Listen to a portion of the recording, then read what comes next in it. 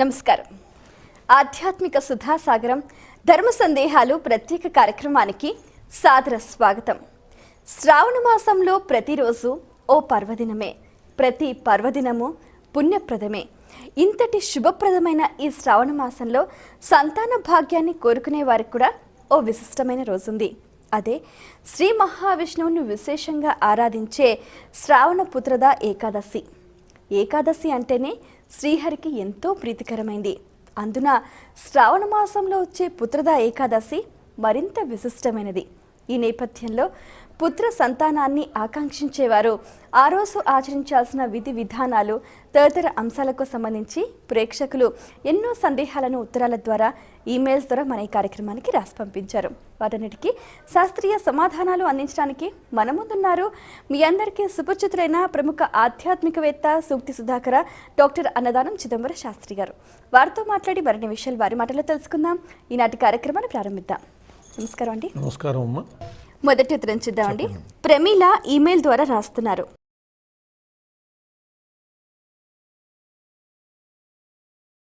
శ్రావణ పుత్రద ఏకాదశి విశిష్టత ఏమిటి తెలియజేయగలరు అంటూ రాస్తున్నారు. శ్రావణ మాసంలో శుక్లపక్షంలో వచ్చేటటువంటి ఏకాదశిని పుత్రదైకాదశి అని అంటారు. మనకి ప్రతి మాసంలో కూడా 2 ఏకాదశులు వస్తాయి. ఒకటి శుక్లపక్షంలో వచ్చే ఏకాదశి, 2 కృష్ణపక్షంలో వచ్చే ఏకాదశి. అట్లా సంవత్సరంలో 12 మాసాల్లో కూడా 24 ఏకాదశులు వస్తాయి. అధిక మాసాలు వస్తే వాటిలో కూడా ఉంటాయి. ఈ ఏకాదశులు అన్నీ కూడా చాలా విశిష్టమైనటువంటివి. వీటి యొక్క మహిమలను అన్నీ అరణ్య పర్వంలో అరణ్యవాసం చేసే రోజుల్లో ధర్మజుడు, పాండవులు అరణ్యవాసం చేసే రోజుల్లో వాళ్ళని చూద్దామని కృష్ణ పరమాత్మ వచ్చాడు. వచ్చినప్పుడు ధర్మజుడు అడిగితే అప్పుడు కృష్ణుడు ఈ ఏకాదశుల యొక్క విశిష్టత అంతా కూడా చెబుతాడు. మనకి ఇటువంటి ఏకాదశుల విశిష్టత భవిష్య పురాణంలో స్పష్టంగా చెప్పబడ్డది. అందులో శ్రావణ శుద్ధ ఏకాదశిని పుత్రదేకాదశి అని చెప్పి అన్నారు. అంటే పుత్ర సంతానం లేనటువంటి వాళ్ళకి పుత్ర సంతతి ఇచ్చేటటువంటి ఏకాదశి. దీనికి సంబంధించినటువంటి ఇతిహాసం కూడా ఒకటి కనపడుతుంది. పూర్వము ద్వాపరయుగంలో జరిగిన సంఘటన. మాహిష్మతీపురానికి మహిజిత్తు అని చెప్పి ఒక రాజు పాలిస్తూ ఉండేవాడు. అతనికి సంతానం లేదు. అపుత్రస్య గతిర్నాస్తి అనేటటువంటిది అందరూ అనుకునేటటువంటి విషయము. ఆయనకి ఆ సమస్య ఉన్నది. రెండవది ఏంటంటే పుత్రులు లేకపోతే రాజ్యం అరాజకం అయిపోతుంది. అందువల్ల ప్రజలు కూడా చాలా క్షోభపడ్డారు, రాజుగారికి పుత్ర సంతానం లేదే అని. ఏమిటి చేయాలి? ప్రజాక్షేమం కోసమని, రాజ్యక్షేమం కోసమని, తన సద్గతి కోసమని, వీటన్నిటి కోసమని ఎలాగైనా సరే పుత్ర సంతానాన్ని పొందాలి అని చెప్పి, తపస్సు వల్ల సాధ్యం కానిది లేదు కాబట్టి తపస్సు చేసి సంపాదిద్దాము అని చెప్పి బయలుదేరాడు. బయలుదేరితే లోమస మహర్షి కనపడ్డాడు ఆయనకి. లోమసుడు ఆయన పేరు. మహారాజా ఎక్కడికి వెళుతున్నావు అని అడిగితే ఆయన చెప్పాడు, ఇట్లా పుత్ర సంతతి లేదు నాకు, అందుకోసం వెళుతున్నా అంటే ఆ లోమస మహర్షి చెప్పాడు, ఆయన నువ్వు ఎక్కడికి తపస్సుకు వెళ్ళవలసిన అవసరం లేదు. వచ్చే శ్రావణ మాసంలో శుద్ధ ఏకాదశి వస్తుంది. ఆ ఏకాదశి వ్రతాన్ని ఆచరించేటట్లయితే నీకు తప్పకుండా పుత్ర సంతానం కలుగుతుంది అని చెప్పి ఆయన చెప్పాడు.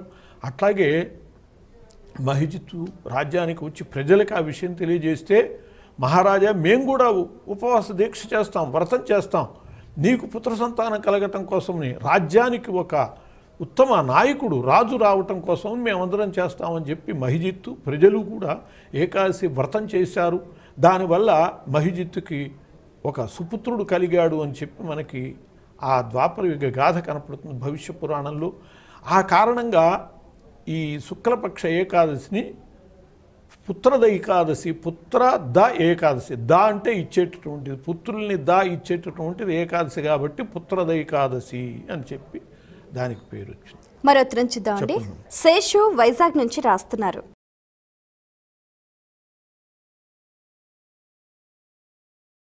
శ్రావణ పుత్రద ఏకాదశి రోజున దంపతులు పాటించాల్సిన నియమాలు ఏమిటి తెలియజేయగలరు అంటూ రాస్తున్నారు. ఈ పుత్రద ఏకాదశి ఇది వ్రతము. ఆ వ్రతం చేయటం కోసమని చక్కగా పూర్వదినము నుండే దీనికి సంబంధించినటువంటి నియమాన్ని పాటించాలి. ఏమిటంటే పూర్వదినం అంటే దశమి. ఆ దశమి నాడే ఏకభుక్తం ఉండాలి. ఇద్దరూ కూడా దశమి నాడు ఒంటిపూట భోజనం చేయాలి. ఏకాదశి నాడు చక్కగా ప్రాతకాలంలో స్నానం చేసి వాళ్ళు సంకల్పం చేయాలి. సంకల్పంలో మమ సమస్త దురితక్షయ ద్వారా పరమేశ్వర అనుగ్రహ సిద్ధ్యర్థం సుపుత్రావాప్త్యర్థం శ్రావణ శుక్లైకాదశి వ్రతం అహంకరిష్యే అని చెప్పి సంకల్పించుకుని అప్పుడు ఈ ఏకాదశి వ్రతాన్ని పాటించాలి. ఏకాదశి రోజంతా కూడా పూర్తిగా భోజనం చేయకుండా ఉండాలి. దశమి నాడు ఏకభుక్తం, మధ్యాహ్నం చేస్తారు, రాత్రి భోజనం చేయరు. ఏకాదశి నాడు పూర్తిగా ఉపవాసం ఉండాలి. ద్వాదశి నాడు మళ్ళీ ఏకభుక్తం చేయాలి. ద్వాదశి నాడు ద్వాదశి ఘడియలు వెళ్ళే లోపల పారణ చేయాలి. పారణ చేయటం అంటే భోజనం చేయటం. పవిత్రార్థంలో వాడేటటువంటి పదం అది. జ్వరం వచ్చిన వాళ్ళు తినటాన్నేమో పథ్యం అంటారు, ఉపవాసం చేసిన వాళ్ళు తింటాన్నేమో పారణ అంటారు, మామూలు వాళ్ళు తినేదేమో అన్నం తింటాం అంటారు. కాబట్టి ఎక్కడికైనా వెళ్ళి తినేదాన్నేమో ఆతిథ్యం అంటారు. ఇట్లా భోజనం చేయటాన్ని అనేక రకాల మన వాళ్ళు చెప్పారు. అట్లా ద్వాదశి ఘడియలు వెళ్ళే లోపల, ద్వాదశి 8ంటికే వెళ్ళిపోతుంది అనుకోండి, ఉదయం 8 లోపలే భోజనం చేయాలి. అట్లా ద్వాదశి ఘడియలు వెళ్ళే లోపల భోజనం చేస్తేనే ఏకాదశి వ్రతము యొక్క పరిపూర్ణ ఫలితం మనకి చేకూరుతుంది. దానికి మనకి అంబరీషోపాఖ్యానమే ఉదాహరణ. అట్లా ద్వాదశి ఘడియలు వెళ్ళే లోపల భోజనం చేయటము. ఏకాదశి నాడు రాత్రి జాగరణ చేయటం కూడా, పగలు ఉపవాసము, రాత్రి జాగారము, ఇది కూడా వ్రతంలో భాగమే. ఆ జాగారం చేసేటటువంటి విషయంలో ఏదైనా గానములు, దైవభక్తికి సంబంధించినటువంటివి ఏవైనా భజనలు, ఇటువంటి వాటి ద్వారా చక్కగా సత్కాలక్షేపం చేయొచ్చు. అలాగే విష్ణు ప్రీతికరమైనటువంటిది కాబట్టి హరివాసరము అన్నారు. ఏకాదశిని హరివాసరము అన్నారు. అంటే విష్ణువుకి పేరుతోనే దానికి కీర్తి వచ్చింది. కాబట్టి విష్ణు సంబంధమైనటువంటి పూజ నిర్వహించుకోవటం, సంకల్పం చెప్పాక ఆ పూజాదికి నిర్వహించుకోవటము. మరుసటి రోజు ద్వాదశి నాడు బ్రాహ్మణ భోజనం సమారాధన చేసుకుని తాను భోజనం చేయటం. అట్లాగే ఏకాదశి నాడు భార్యాభర్తలు బ్రహ్మచర్యము మొదలైనటువంటి నియమాలన్నీ కూడా సక్రమంగా పాటిస్తే వాళ్ళకి తప్పకుండా సంతానం కలుగుతుంది అని చెప్పి అనేక రకాల నిదర్శనాలతో మహర్షులు చెప్పారు. మరి ఉత్తరం చూద్దామండి. కౌశిక్ వరంగల్ నుంచి రాస్తున్నారు.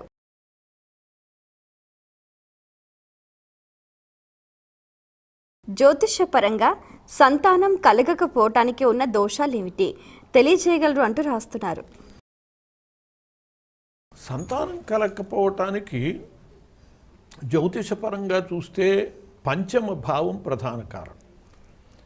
జాతకంలో పంచమ భావాన్ని సంతాన స్థానము అంటారు.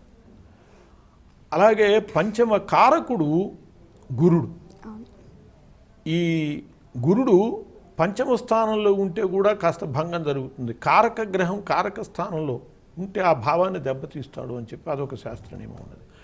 అలాగే పంచమ స్థానంలో కేతువు ఉండటం, రాహు ఉండటం, కుజుడు ఉండటము, కొన్ని చోట్ల శని ఉండటం వల్ల కూడా ఇట్లా ఈ దుష్ట గ్రహాలు, పాపగ్రహాలు ఏవైతే ఉన్నాయో ఆ పాపగ్రహాలు పంచమ స్థానంలో ఉండటం వల్ల ఆ పంచమ స్థానాన్ని దెబ్బతీసే పరిస్థితి ఉంటుంది. అట్లాగే పంచమ అధిపతి, పంచమ స్థానానికి అధిపతి ఉంటారు. అంటే ఒక్కొక్క రాశికి ఒక్కొక్కళ్ళు అధిపతి. మీనమునకు గురుడు అధిపతి, మేషానికి కుజుడు అధిపతి, వృషభానికి శుక్రుడు అధిపతి, మిథునానికి బుధుడు అధిపతి. అట్లా ఒక్కొక్క రాశికి ఒక్కొక్క ఆధిపత్యం ఉన్నది. మనకి పంచమ స్థానం ఏదైతే అయిందో దానికి అధిపతి అయినటువంటి వాడు, ఆ అధిపతి అయినటువంటి వాడు నీచలో ఉన్నాడు అనుకోండి, ఆ నీచలో ఉండటం వల్ల సంతానం కలగటానికి ఇబ్బంది ఏర్పడుతుంది. అట్లాగే శత్రుస్థానంలో ఉండటం వల్ల పంచమ అధిపతికి బలం లేదు. అలా పంచమ స్థాన బలం లేకపోవటము, పంచమ అధిపతి బలం లేకపోవటము, ఇటువంటి వాటి వల్ల సంతానానికి ఇబ్బంది ఏర్పడుతూ ఉంటుంది. అట్లాగే కుటుంబ స్థానం కూడా జాగ్రత్త చూసి, కుటుంబ స్థానానికి కూడా దానికి సంబంధించినటువంటిదే. బలీయంగా పంచమ స్థానాన్ని చూస్తాము, కుటుంబ స్థాన ప్రభావం కూడా కొంత ఉంటుంది. అట్లా ఈ పంచమ భావాన్ని చూసే గ్రహాల ప్రభావం కూడా కొంత ఉంటుంది. అట్లాగే సంతానం కలిగేదానికి కూడా ఆడపిల్లలు కలుగుతారా మగపిల్లలు కలుగుతారా అనేదానికి కూడా కారణము ఆ పంచమ భావం ఎక్కువ శుక్రుడితో చంద్రుడితో సంబంధం కలిగి ఉన్నదనుకోండి. అవి రెండు వాళ్ళిద్దరూ కూడా స్త్రీ గ్రహాలు, వాళ్ళకి ఆడపిల్లలే పుడతారు, ఎక్కువ ఆడపిల్లలు పుట్టే పరిస్థితులు. అలాగే గురుడు కానీ శని కానీ వీళ్ళ ప్రభావం ఎక్కువ ఉన్నదనుకోండి, కుజుడు, వీళ్ళు పురుష గ్రహాలు, రవి, వీళ్ళు వాళ్ళ వల్ల ముఖ్యంగా పురుష సంతానం. ఇట్లా గ్రహస్థితులను బట్టి మన జాతక ప్రభావాన్ని బట్టి రాహుకేతువుల యొక్క సంబంధం వల్ల నాగదోషాన్ని కూడా చెప్తారు. నాగదోషం వల్ల కూడా సంతానం కలగదు, దానికి కూడా పరిహారం చేసుకోవాల్సినటువంటి అవసరం ఉంటుంది. ఇలా వీటన్నిటిని బేరీజు వేసుకుని చూసినప్పుడు సంతాన భంగకరమైనటువంటి ఏవైనా పరిస్థితులు ఉండేట్లయితే వాటికి శాంతి చేయించుకునేటట్లయితే జాతకరీత్యా ఆ ప్రమాదం నుంచి బయటపడే అవకాశం. ప్రయత్నించిద్దామండి. శైలజ ఈమెయిల్ ద్వారా రాస్తున్నారు.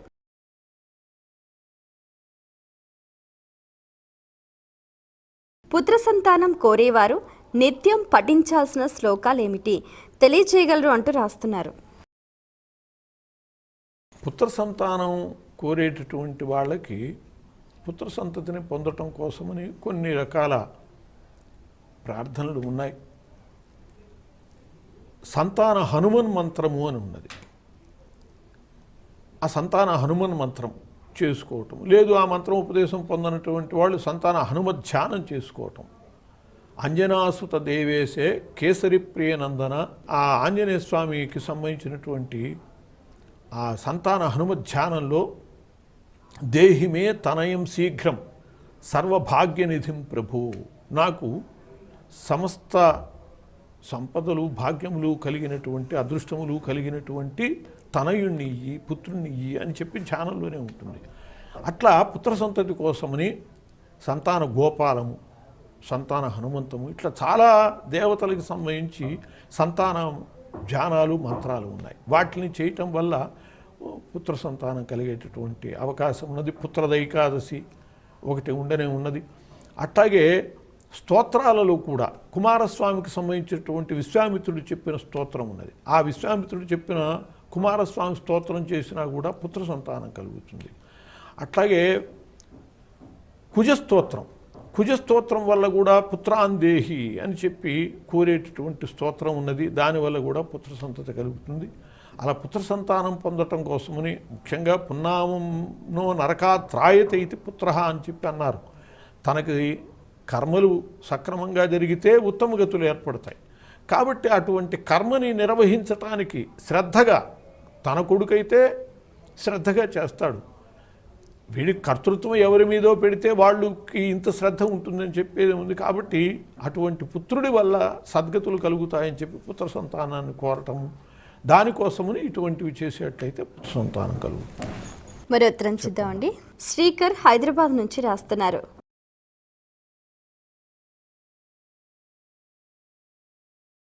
ఏకాదశి తిథి శ్రీహరికి ఎందుకు ప్రీతిపాత్రం తెలియచేయగలరు అంటూ రాస్తున్నారు. పూర్వం మురాసురుడు అని ఒకడు ఉండేవాడు. మురుడు వాడి పేరు, అసురుడు, రాక్షసుడు. ఆ మురాసురుడు తపస్సు చేశాడు, భగవద్ అనుగ్రహాన్ని పొందాడు, వాడికి అనేక రకాల వరాలు వచ్చాయి.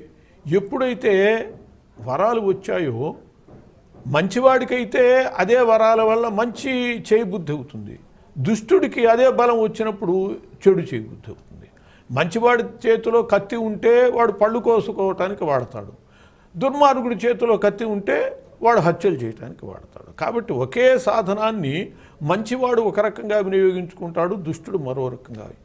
వీడు రాక్షసుడు కాబట్టి వాడికి వచ్చినటువంటి వరాలతో వరబల గర్వితుడయి దేవతలని, ఋషులని, మంచివాళ్ళని పీడించటం మొదలుపెట్టాడు.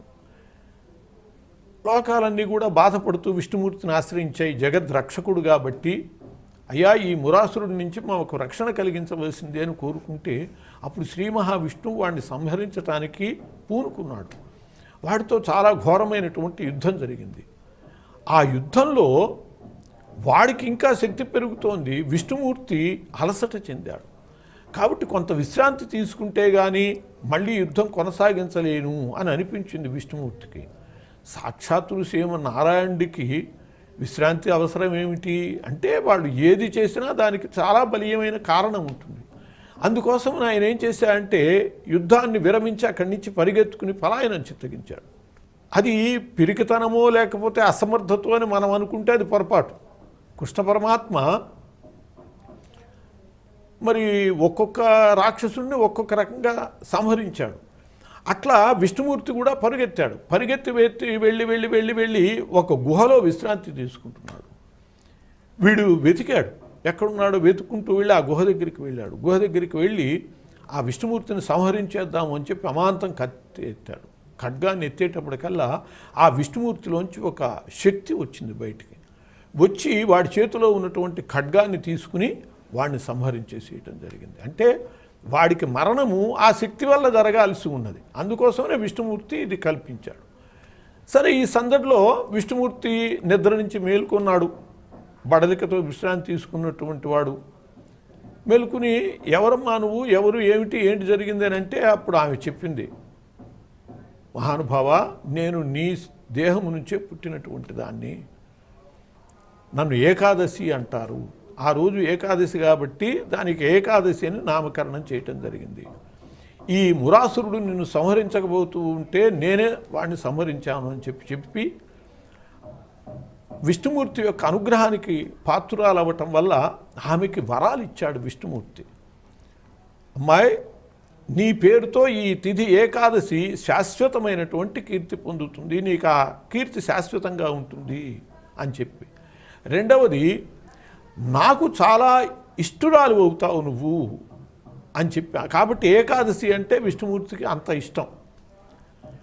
మూడవది, ఏకాదశి ఉపవాసం చేసినటువంటి వాళ్ళకి నా అనుగ్రహం చేకూరుతుంది అని చెప్పి విష్ణుమూర్తి చెప్పాడు. ఆ విధంగా ఏకాదశి అనేటటువంటి తిథి ఏర్పడటము, ఏకాదశి ఉపవాసమునకు ఇంతటి ఫలితం ఏర్పడటము, విష్ణుమూర్తికి ఆ ఏకాదశితో సంబంధం ఏర్పడటం జరిగింది. మరి ఉత్తరం చూద్దామండి. మంచిది. శ్రీదేవి ఈమెయిల్ ద్వారా రాస్తున్నారు.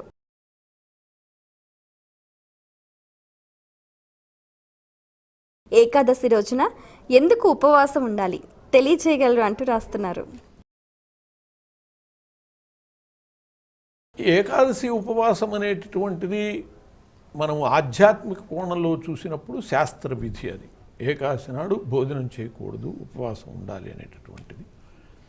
కానీ మన మహర్షులు ఏది చెప్పినా దాని వెనకాల ఆరోగ్య సూత్రాలు ఉన్నాయి. కాబట్టి ఏకాదశి ఉపవాసం చేయటంలో కూడా చాలా గొప్ప ఆరోగ్య సూత్రం ఉన్నది. శరీరానికి, జీర్ణ కోశానికి కూడా నిరంతరము పని చెబుతూ ఉంటే అది కూడా దెబ్బతింటుంది. కాబట్టి దానికి మధ్య కాస్తంత వ్యవధానం ఇవ్వటం చాలా మంచిది. అందుకోసమే ఈ ఉపవాస నియమాలు పెద్దవాళ్ళు పెట్టారు. ఆ లేకపోతే జఠర శక్తి దెబ్బతింటుంది. రెండవది, ఈ ఉపవాస కాలము జఠర దీప్తిని తగ్గించేటటువంటి కాలంగా ఉంటుంది. మనకి కార్తీక మాసంలో నక్తాలు పెడతారు, అది చలి రోజు, జఠర దీప్తి తగ్గుతుంది. ఆ దీప్తి పెరగటం కోసమని ఆ నక్త నియమం చాలా అవసరం. అట్లాగే ఏకాదశి నియమానికి కారణం ఏమిటంటే, ఈ భూమి మీద చంద్రుని యొక్క ప్రభావం పడుతూ ఉంటుంది. సూర్యకాంతి చంద్రుడి మీద పడి, అది ఆయన ఓషధీపతి, ఆయన ప్రభావం భూమి మీద పడుతుంది. ఆ భూమి మీద పడేటటువంటి చంద్రుని యొక్క ప్రభావాన్ని మనము కాదంటానికి వీల్లేదు. ఇప్పుడు చంద్రుడి ప్రభావం పట్టడం వల్లనే భూమి మీద అమావాస్య, పౌర్ణిమ వీటిలో మనకి బాగా స్పష్టంగా తెలుస్తుంది. బాగా విస్తృతంగా ఉన్న పౌర్ణమి నాడు సముద్రంలో పొంగటం ఉంటుంది, ఉప్పొంగటం ఉంటుంది. అట్లాగే అమావాస్య నాడు ఆటుపోటు అవి వస్తూ ఉంటాయి. అట్లాగే చంద్రుడు మనస్సుకి కారకుడు. అమావాస్య నాడు పిచ్చెక్కుతూ ఉంటుంది. ఎక్కువ పిచ్చి వాళ్ళకి అమావాస్య, ఎందుకంటే చంద్రప్రభావం. అలా చంద్రప్రభావం మన మీద, ఈ సృష్టి మీద చాలా ఉంటుంది. ఆ చంద్రుని యొక్క గమనాన్ని బట్టి మన శరీరం మీద ఆ చంద్రప్రభావం పడుతూ ఉంటుంది. ఏకాదశి నాటికి ఆ డిగ్రీలలో పరిగణించినప్పుడు ఆ చంద్రుని యొక్క ప్రభావము మన ఉదరం మీద ఉంటుంది. చంద్రగ్రహము శీతల గ్రహం, జలగ్రహం. కాబట్టి మన జఠర జీర్ణకోశంలో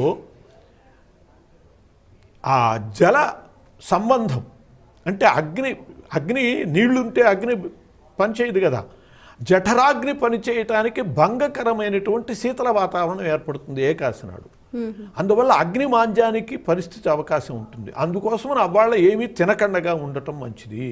అనారోగ్యం ఉన్నటువంటి వాళ్ళు, మందులు వేసుకోవాల్సిన వాళ్ళు ఏదో కొంత ఆహారం తీసుకుంటే తీసుకోవచ్చు. భోజనం చేయకుండగా వీలైనంత ఎక్కువగా ఖాళీగా ఉంచటము ఆరోగ్యానికి చాలా మంచిది. ఆ చంద్ర ప్రభావము జఠర మీద ఉంటుంది కాబట్టి, జీర్ణకోశం మీద ఉంటుంది కాబట్టి అవాళ్ళ కనుక భోజనం చేయకుండగా ఉండి అసలు పరిశీలించుకుంటే ఏకాదశి నాడు మనం ఉపవాసం జాగ్రత్తగా శ్రద్ధ చేద్దాము అని అనుకుంటే అసలు ఆకలి ఇది ఇష్టం వచ్చినట్టు తినబుద్ధి కాదు.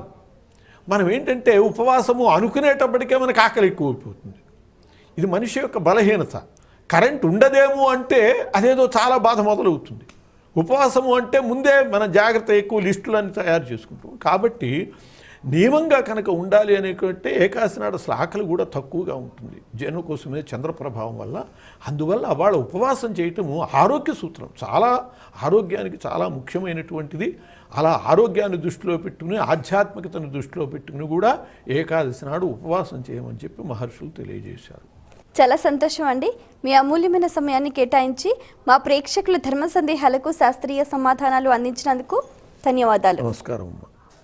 వీక్షించారు కదండి, ఇది ఇవాల్టి మన ప్రత్యేక ధర్మ సందేహాలు కార్యక్రమం.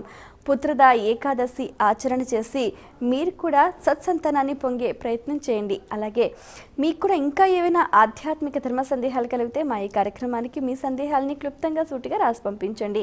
మా చిరునామా ధర్మ సందేహాలు, కేర్ ఆఫ్ భక్తి TV, road number 92, Jubilee hills, Hyderabad 5,96,000. మా ఇమెయిల్ ఐడి bhaktihyd@gmail.com. మరో కార్యక్రమంలో మీ సందేహాలు, మా పండితుల సమాధానాలతో మళ్ళీ కలుసుకుందాం. అంతవరకు సెలవు.